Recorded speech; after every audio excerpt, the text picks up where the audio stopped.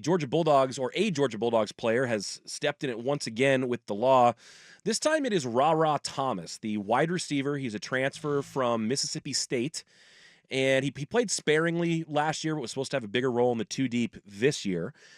He, within a month of getting to Athens, was arrested for family domestic violence charges, including false imprisonment and welfare of a child type stuff. That all got dismissed because he agreed to pre-trial diversion. Yeah. Well, now it's cropped up again because he got booked into a county jail at 3:20 a.m. last night after similar charges, 5 felony charges. And he's been suspended indefinitely until this plays out.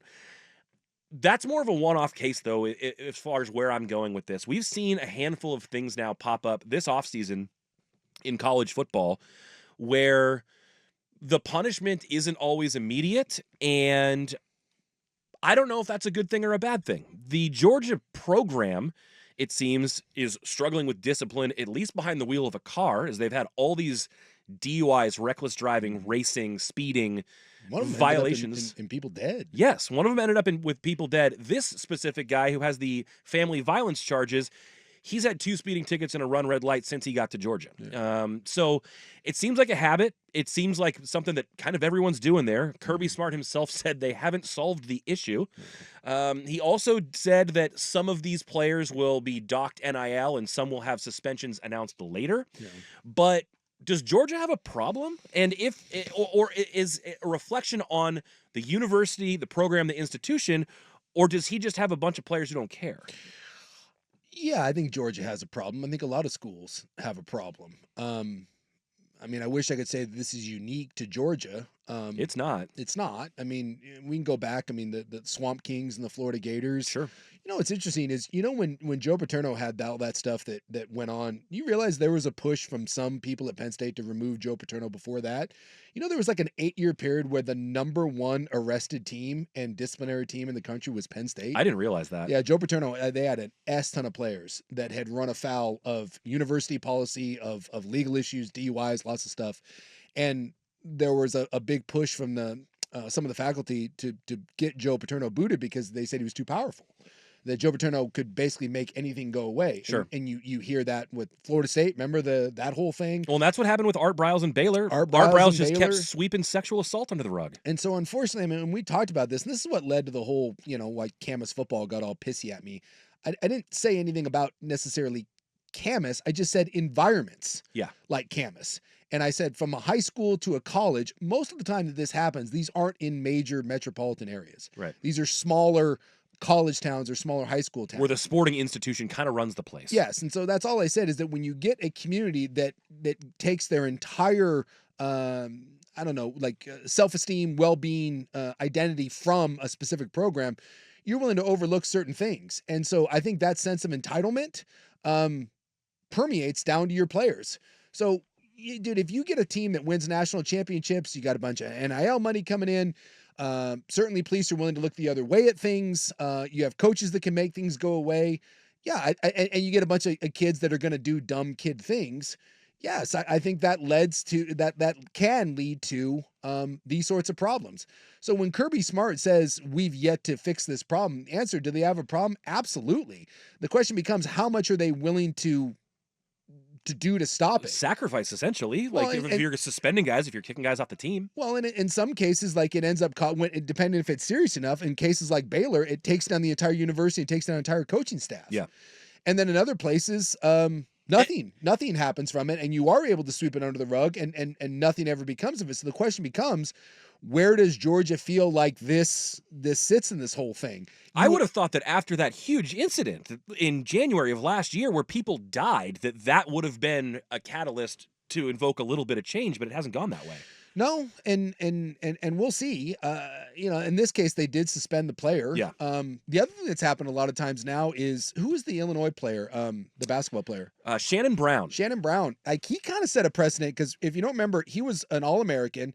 And in the offseason, he was accused of rape when he was in Terrence Shannon. Oh, Terrence Shannon. Terrence Excuse me. That's right. Terrence Shannon. Yep. Terrence That's Shannon. right. Shannon Brown's old Lakers player. Yeah. No. So Terrence Shannon. he was in Lawrence, Kansas, and was accused of rape. And they arrested him, and he was going to trial. And Illinois suspended him, and he sued and said, "Dude, I'm innocent. You cannot suspend me for something that I'm accused of doing when I say I haven't done it." And he won. And by the way, they let him play, and he led them to what, a Sweet 16? Yep.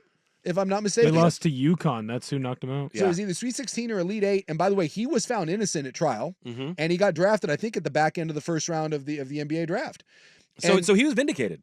he was vindicated. And so you are seeing more and more players, because back in the day, it used to be you were accused of something, you were suspended. And the court of public opinion kind of held most of the cards. If you upset the community and the booster base and stuff, you're just sitting out till we get it all sorted. So, and that isn't the case. I mean, Oregon's got this going on right now. Oregon's got a defensive back who I saw just the other day is going to stand trial for the hit and run murder. Yeah. Dalen Austin, he was Yes. involved in the fatal hit and run, leaving the scene. And the details to us in just the public were kind of murky. Yeah.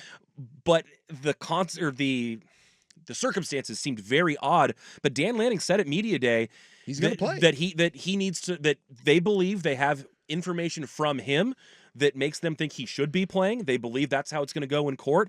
And frankly, after what we saw with Terrence Shannon, Dalen Austin might have legs or precedent to say, you can't actually sit me out because I haven't been convicted of doing anything. No. So, I mean, Oregon's going to have a defensive player that is charged with hit and run murder.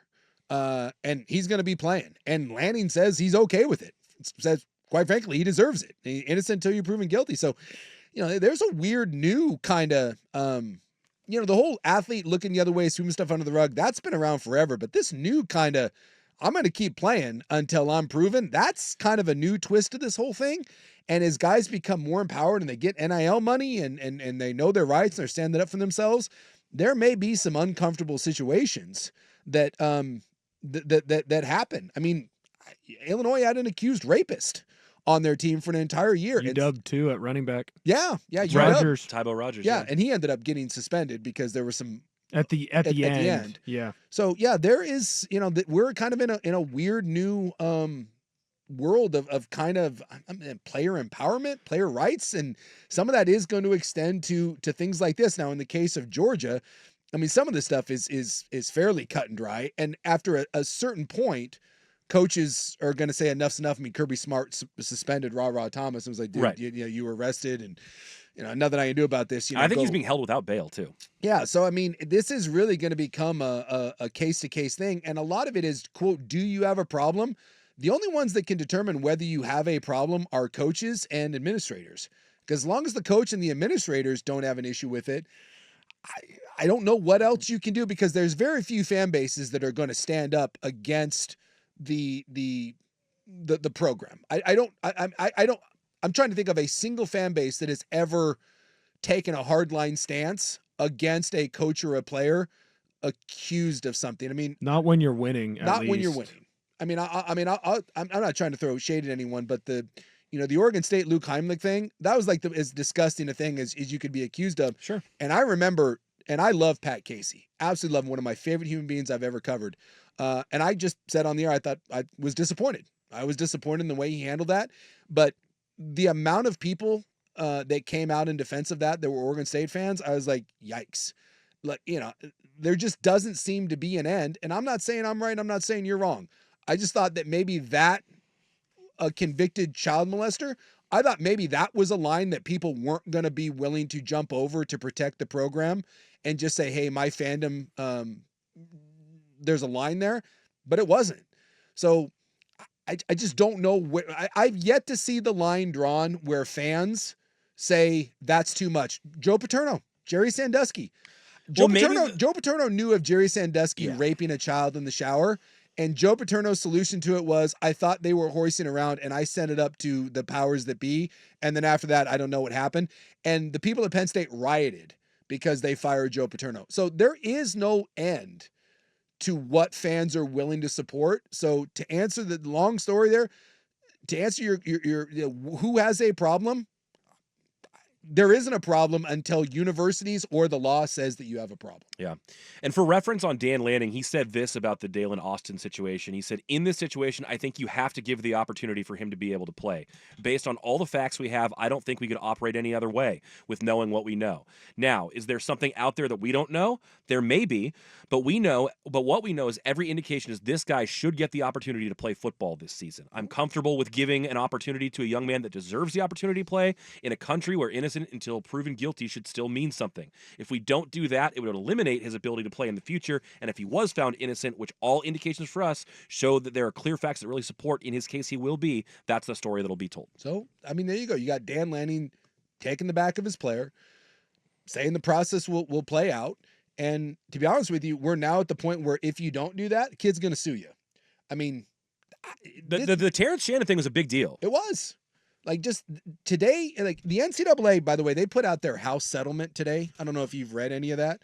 I did not. So the long form of the House settlement, the $3 billion settlement, came out, and nothing's been approved, nothing's finished yet, but it was just kind of what they laid out. And they tried to put in there that any NIL deal over $600 has to be vetted by a third party, like a clearinghouse sort of situation. Okay. And that if it's deemed ineligible, that a player could be, or if it's deemed to be, like a pay-for-play sort of situation, or they don't deem it to be legit for business purposes, they could fine the player, fine the school, suspend the player. And I just laughed at that and was like, how many times can the NCAA get their ass kicked in court? And I think some of that... You're going to get lawyered again. And some of that applies to this. If you get a kid that's accused of something and he says, I didn't do it, and you're taking away my right to earn a living, you're taking away my right to earn an NIL, my right to my education. Without me being convicted of anything. Without me being convicted of anything, and then it turns out I'm innocent, absolutely, you are setting yourself up for a lawsuit. So, for Lanning to come out, and I don't know if anyone's going to be dragging Lanning saying, I can't believe you're doing this, but I think this is going to become the new norm, where more and more kids are going to be like, no, I am not taking a suspension for something that I said I didn't do. And, we'll see what happens with this Georgia kid, and there are some places where you're probably dead to rights on it and the details are really bad, and, or you're not a good enough player. And the coach says, look, we're just going to get rid of you anyways. But I think those lines, they've always been murky. Again, looking back at all the different programs that have issues.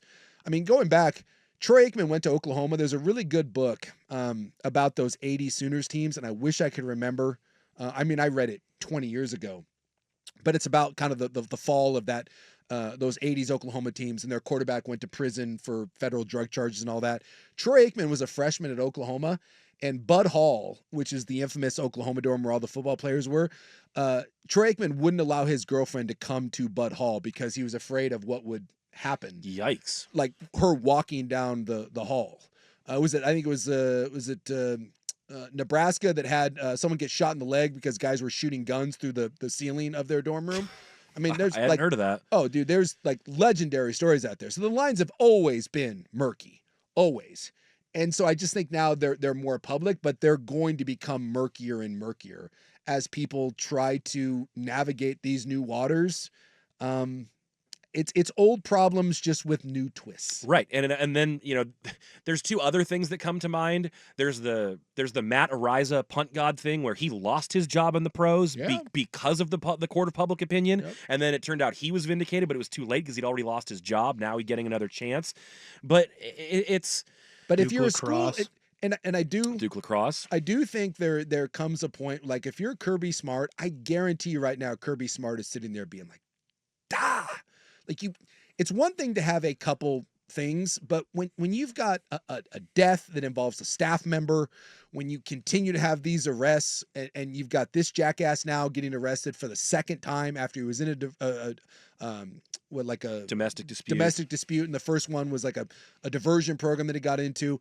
At some point, if you're Kirby Smart, that's what you can't have happen, is you can't continue to have it over and over and over and over and over again. When you're Kirby Smart, how do you get that message across, though, to the young athletes? Because they do feel like they are indestructible. They have been successful, at least on the field, in everything that they've done up into this point, and no one has ever told them no. Like most of these kids, 14 years old know they're going to a D1 program, and most people are telling them that they're going to go to the NFL. It's really hard. So how do you get that message across? Well, it's hard to get a message across to anyone that's 18 or 19 years old. I mean, God knows I was dumb enough when I was that Especially age. who are being given all this money, and when the world is their oyster, and there are women lining up for them. And there's a lot to try to rein in. Joe Mixon is a freshman at Oklahoma. Tried to hit on a girl who told him no and told him to leave him alone, and Nixon's response was to break her jaw. Yeah. And it was caught on video. And Joe Mixon had to sit out a year and redshirt, and then went on to be one of the great running backs in Oklahoma history, and now is in the NFL and makes a bunch of money. So again, it's nothing new. And Oklahoma looked the other way, and they took a bunch of crap for letting him on they kept him around. He sat out a year and then came back and played. He sat out a year, but that was just a redshirt year. But they didn't kick him off because he was really good. So I don't know. We're in a weird place. The next time that a coach takes a hard line stance, I will consider that the first, because it just is a really, really rare occurrence, unless it gets to the point where the coach feels like it's affecting his job or it's affecting his ability to recruit. So Georgia's got a little bit of an issue, but I don't hear anyone down in Georgia, anyone down in Athens, or really anyone from a national standpoint pointing a finger at Georgia. So I think Kirby's taking it seriously, but is Kirby going to change a whole lot? Yeah, probably not.